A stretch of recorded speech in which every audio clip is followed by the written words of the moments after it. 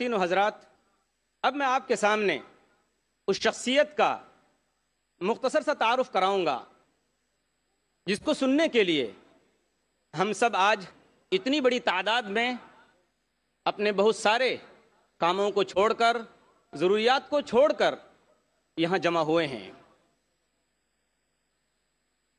خواتین و حضرات، آج کے اس دور میں جس میں ہم اور آپ سانس لے رہے ہیں، یہ انتہائی پرآشوب اور پرفتن دور ہے۔ آج اسلام کو بہت سارے چیلنجوں کا سامنا ہے۔ اسلام دشمن طاقتوں کی دشمنی کا ایک پہلو یہ بھی ہے کہ اگر مسلمان رسمی اسلام کو نہیں چھوڑتے تو نہ چھوڑیں، مگر وہ مسلمان بھی نہ رہیں۔ اسی نظریے کو عملی جامہ پہنانے کے لیے ایک عرصے سے مغربی مشنریاں اور سیاسی طاقتیں اس میں زیادہ دلچسپی نہیں رکھتی کہ کتنے مسلمان اپنا دین چھوڑ چکے ہیں، بلکہ وہ یہ دیکھ رہے ہیں کہ مسلمان مغربی کلچر کو اپنانے میں ہی اپنی نجات سمجھیں۔ اسی سوچ کے تحت سیاستداں، سرمایہ دار، اسکالر، مفکر اور پادری، بشپ اور فادر اور دوسرے بہت سارے ناموں کے ساتھ اسلام کے خلاف، قرآن کے خلاف برسر پیکار ہیں اور دن رات اسلام کے متعلق غلط فہمیاں اور شکوک و شبہات پھیلانے میں مشغول اور مصروف ہیں۔ کبھی سائنسی تحقیقات کی آڑ میں قرآن اور اسلام پر حملہ کیا جاتا ہے تو کبھی سماجی و اخلاقی حوالے سے اس کی تعلیمات کا مذاق اڑایا جاتا ہے۔ مگر جیسا کہ قرآن میں اللہ تعالیٰ نے کھول کھول کر بیان کیا ہے کہ لِیُظْہِرَهُ عَلَى الدِّینِ كُلِّهِ، کہ یہ وہ دین ہے جو تمام ادیان پر، تمام مذاہب پر غالب ہو کر رہے گا۔ جیسا کہ کسی شاعر نے کہا ہے کہ اسلام کی فطرت میں قدرت نے لچک دی ہے، اسلام کی فطرت میں قدرت نے لچک دی ہے، اتنا ہی یہ ابھرے گا جتنا کہ دبائیں گے، اور فانوس بن کر جس کی حفاظت ہوا کرے وہ شمع کیا بجھے جسے روشن خدا کرے۔ اور اس کا منظر بارہا ہمارے اور آپ کے سامنے آتا ہے۔ ہم اخبارات میں پڑھتے ہیں کہ 9/11 کے بعد جن لوگوں نے اسلام کو بدنام کرنے کی خاطر یہ منصوبہ رچا اور یہ پلاننگ کی، ان کو منہ کی کھانی پڑی۔ ان لوگوں نے دیکھا کہ اسلام کو بدنام کرنے کے لیے انہوں نے یہ پروگرام طے کیا اور لوگ اسلام سے قریب ہوتے گئے اور اسلام کو گلے لگاتے گئے۔ اس لیے میرے دوستوں اور بزرگوں، آج بھیونڈی کی سرزمین میں اتنا بڑا تاریخی اجلاس منعقد کیا ہے آپ حضرات نے۔ بے شک مبارک ہو آپ کو یہ میزبانی کہ آپ نے اتنے مہمانوں کو بلایا ہے اور ان کو دعوت سخن دی ہے کہ وہ اسلام کے نام پر، دین کے نام پر، قرآن کے نام پر اور مذہب کے نام پر ایک آواز پہ لبیک کہیں اور بھیونڈی کی سرزمین میں جمع ہو کر اس کی گواہی دیں کہ واقعی ہم کو، آپ کو، ہر مسلمان بچے کو، ہر مسلمان بچی کو اسلام سے لگاؤ ہے، اسلام سے پیار ہے، اسلام سے محبت ہے، اسلام سے دلچسپی ہے، اور ہماری اور آپ کی عظمت کا راز صرف اسلام کے اندر اور مسلمان ہونے کی حیثیت سے چھپا ہوا ہے۔ یاد کیجئے وہ تاریخی جملہ کہ جب حضرت عمر رضی اللہ تعالیٰ عنہ کا قافلہ دمشق کی سرزمین کو فتح کرتا ہے اور وہاں داخل ہوتا ہے، حضرت عمر رضی اللہ تعالیٰ عنہ سے کہا گیا کہ آپ سپہ سالار ہیں، آپ فاتح ہیں، آپ لباس اپنا چینج کر لیجئے، آپ کا لباس پرانا ہے، پھٹا ہوا ہے۔ حضرت عمر رضی اللہ تعالیٰ عنہ نے کیا کہا تھا؟ اِنَّا نَحْنُ قَوْمٌ أَعَزَّنَا اللَّهُ بِالْإِسْلَامِ فَلَا نَطْلُبُ الْعِزَّ فِي غَيْرِهِ، ہم ایسی قوم ہیں جس کو اللہ تبارک و تعالیٰ نے اسلام کی وجہ سے عزت دی ہے، ہم لباس میں عزت نہیں ڈھونڈتے۔ خواتین و حضرات، جب بھی قرآن و اسلام کے خلاف کوئی سازش وجود میں آتی ہے تو اللہ تعالیٰ اپنے منتخب کردہ بندوں سے اس کی حفاظت کا انتظام کر دیتا ہے۔ اس تسلسل میں اگر موجودہ دور پر نظر ڈالی جائے تو ہمیں ایک ایسی شخصیت نظر آتی ہے جس نے اسلام کے خلاف چیلنجوں کا ڈٹ کر مقابلہ کیا ہے، اور وہ ہیں محترم جناب ڈاکٹر ذاکر نائک صاحب۔ انہوں نے مسلم دنیا ہی میں نہیں بلکہ مغربی دنیا اور امریکہ میں بھی اسلام اور قرآن کی حقانیت و عظمت کو جس طرح منوایا ہے وہ کسی عام آدمی کے بس کی بات نہیں۔ یہی وجہ ہے کہ ممبئی کے انگریزی روزنامہ انڈین ایکسپریس نے اپنی 22 فروری 2009 کی اشاعت میں 100 موسٹ پاورفل انڈین کے عنوان سے، یعنی ہندوستان کی 100 بااثر اہم ترین شخصیات میں ڈاکٹر ذاکر نائک کو بھی شامل کیا ہے۔ فہرست میں ڈاکٹر ذاکر نائک صاحب کا نمبر 82واں ہے۔ دیگر شخصیات میں فلمی، سیاسی اور تجارتی شخصیات ہیں جیسے راہل گاندھی، سونیا گاندھی، منموہن سنگھ، پرنب مکھرجی، مکیش امبانی، انل امبانی وغیرہ۔ اس کے علاوہ اس میں روحانی و مذہبی پیشواؤں کی فہرست بھی جاری کی گئی ہے۔ ٹاپ 10 اسپریچول گروز کے عنوان سے شائع 10 روحانی و مذہبی شخصیات میں بھی ڈاکٹر ذاکر نائک کا نمبر تیسرا ہے۔ اس میں غور کرنے کی بات یہ ہے کہ مسلمانوں میں مبلغ و پریچر کی حیثیت سے صرف ایک ہی نام ہے اور وہ ہے ڈاکٹر ذاکر نائک کا، اور اس سے زیادہ غور کرنے کی بات یہ ہے کہ 10 گروؤں میں کوئی شنکر اچاریہ، کوئی بشپ یا فادر، کوئی مذہبی پریچر نہیں۔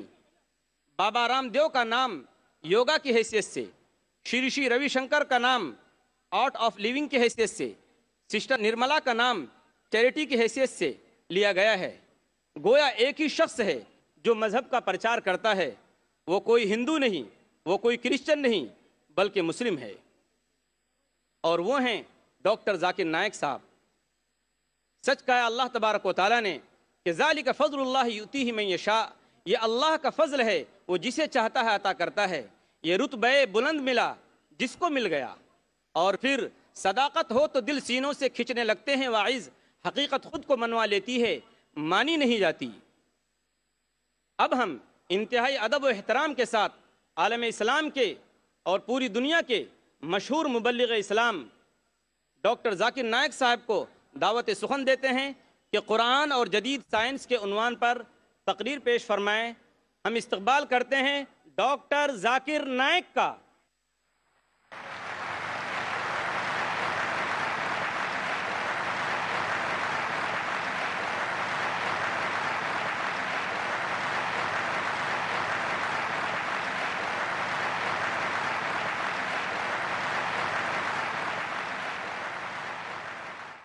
الحمدللہ والصلاة والسلام علی رسول اللہ وعلی آلہ وصحبہ اجمعین، اما بعد، اعوذ باللہ من الشیطان الرجیم، بسم اللہ الرحمن الرحیم۔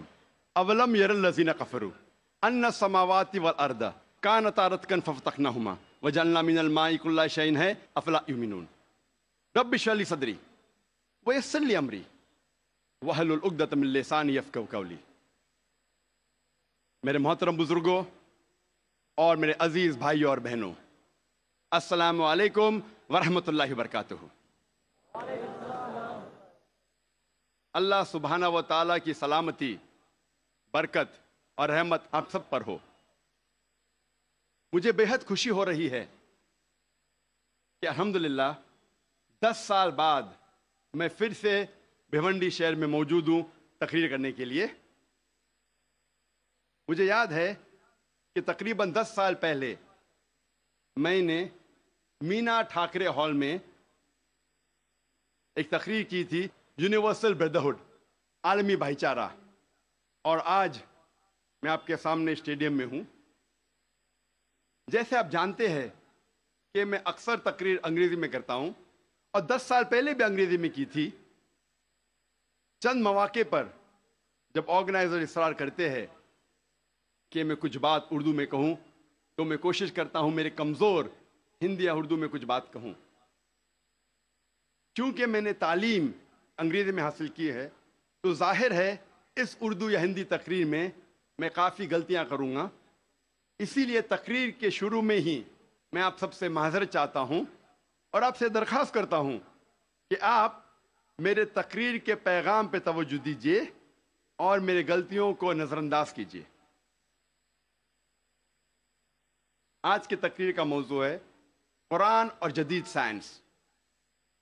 اور جیسے آپ جانتے ہیں کہ جتنے سائنٹیفک ٹرمنالوجیز ہے وہ اکثر انگریزی میں ہیں، سائنس کے جتنے الفاظ اکثر انگریزی میں ہیں، اور کیونکہ میں نے سائنس بھی انگریزی میں پڑھی ہے اسی لیے اس اردو تقریر میں مجھے اور دقت ہوگی۔ اسی لیے اللہ تعالیٰ سے دعا کرتا ہوں، اور جب ہم انگریزی سائنٹیفک ٹرمنالوجیز کو اردو میں ترجمہ کرتے تو اکثر عوام اسے نہیں سمجھتی۔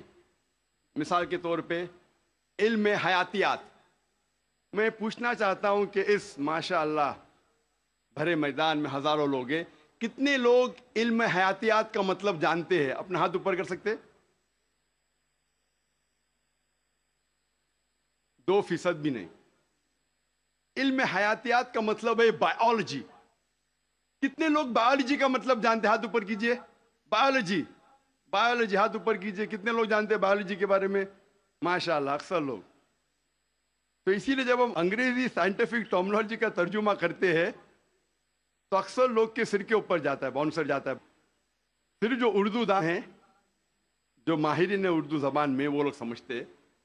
پھر بھی میں کوشش کروں گا کہ انگریزی سائنٹیفک ٹرمنالوجی کو اردو میں ترجمہ کروں یا ہندی میں ترجمہ کروں، لیکن ظاہر ہے کافی غلطیاں ہوں گی۔ اسی لیے میں آپ سے درخواست کرتا ہوں کہ میری غلطیوں کو نظر انداز کیجیے اور میرے تقریر کے پیغام پہ توجہ دیجیے۔ جیسے میں نے کہا تھا، آج کی تقریر کا موضوع ہے قرآن اور جدید سائنس۔ قرآن اللہ سبحانہ و تعالیٰ کی آخری وحی ہے جو نازل کی گئی تھی آخری پیغمبر محمد صلی اللہ علیہ وسلم پر۔ قرآن مجید ساری کائنات کی سب سے بہترین کتاب ہے۔ قرآن مجید ساری انسانیت کے لیے ایک پیغام ہے۔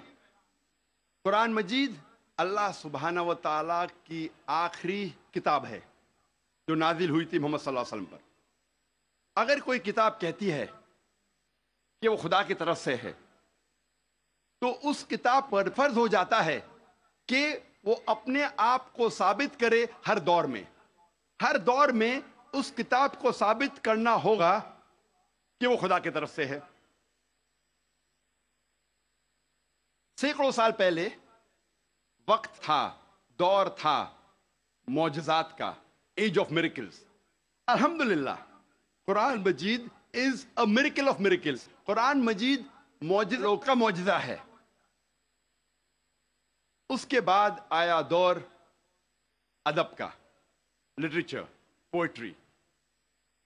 الحمدللہ مسلمان اور غیر مسلمان عربی داں یہ کہتے ہیں کہ عربی میں سب سے بہترین کتاب عربی ادب کے لحاظ سے وہ ہے قرآن مجید۔ اور اللہ سبحانہ و تعالیٰ چنوتی دیتے ہیں قرآن مجید میں۔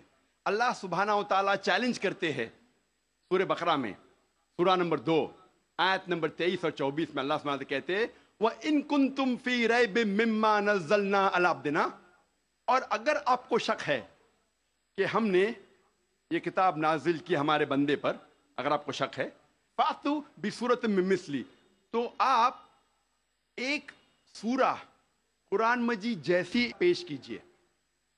مِن مِّثْلِهِ، ہو بہو نہیں، قرآن مجید جیسی ایک سورہ آپ پیش کیجئے۔ وَادْعُوا شُهَدَاءَكُم مِّن دُونِ اللَّهِ إِن كُنتُمْ صَادِقِينَ، اور بلاؤ اپنے مددگار کو اور اپنے گواہ کو اللہ کے علاوہ اگر آپ سچے ہیں۔ فَإِن لَّمْ تَفْعَلُوا، اور اگر آپ نہیں پیش کر سکتے، وَلَن تَفْعَلُوا، اور آپ ہرگز پیش نہیں کر سکتے، فَاتَّقُوا النَّارَ الَّتِي وَقُودُهَا النَّاسُ وَالْحِجَارَةُ أُعِدَّتْ لِلْكَافِرِينَ، تو ڈرو اس آگ سے جس کا ایندھن انسان اور پتھر ہے، جو انکار کرنے والوں کے لیے تیار کیا ہے۔ اللہ سبحانہ و تعالی ان دو آیتوں میں چنوتی دیتے ہیں، انسانوں کو چیلنج کرتے ہیں۔ یہ اس وقت دور تھا عربی ادب کا، اس وقت عربوں کو ناز تھا اپنی عربی زبان پر، اور وہ سمجھتے تھے کہ ان سے بہتر دنیا میں کوئی نہیں ہے، اس وقت اللہ سبحانہ و تعالیٰ قرآن مجید نازل کرتے ہیں اور ساری انسانیت کو چنوتی دیتے ہیں، چیلنج کرتے ہیں کہ اگر آپ کو شک ہے کہ یہ کتاب خدا کی طرف سے نہیں ہے تو آپ قرآن مجید جیسی ہو بہو نہیں، ملتی جلتی ہو بہو تو دور کی بات ہے، ایک سورہ پیش کرو، اور قرآن مجید کی سب سے چھوٹی سورت ہے 3 آیتوں کی، صرف 10 الفاظ۔ بہت لوگوں نے کوشش کی، ایک انسان نے بھی کامیابی نہیں پائی، اور تا قیامت کوئی بھی قرآن مجید جیسی قریباً ایک سورہ بھی پیش نہیں کر پائیں گا۔ لیکن آج کا دور ادبی دور نہیں ہے، it's not an age of literature and poetry. اگر کوئی کتاب اپنے آپ کو خدا کی طرف سے کہتی ہے اور ادبی انداز میں کہتی ہے کہ دنیا چپٹی ہے، دنیا سپاٹ ہے، کیا آج کا جدید انسان اس بات کو تسلیم کرے گا؟ بالکل نہیں، کیونکہ آج کا دور ادبی دور نہیں ہے، آج کا دور ہے جدید سائنس کا دور۔ آج ہم کوشش کریں گے یہ تحقیق کرنے کی قرآن اور جدید سائنس ملتے ہیں یا ٹکراتے ہیں، قرآن اور جدید سائنس ملتے ہیں یا قرآن اور جدید سائنس ٹکراتے ہیں۔ اس موضوع پہ ہم انشاءاللہ تذکرہ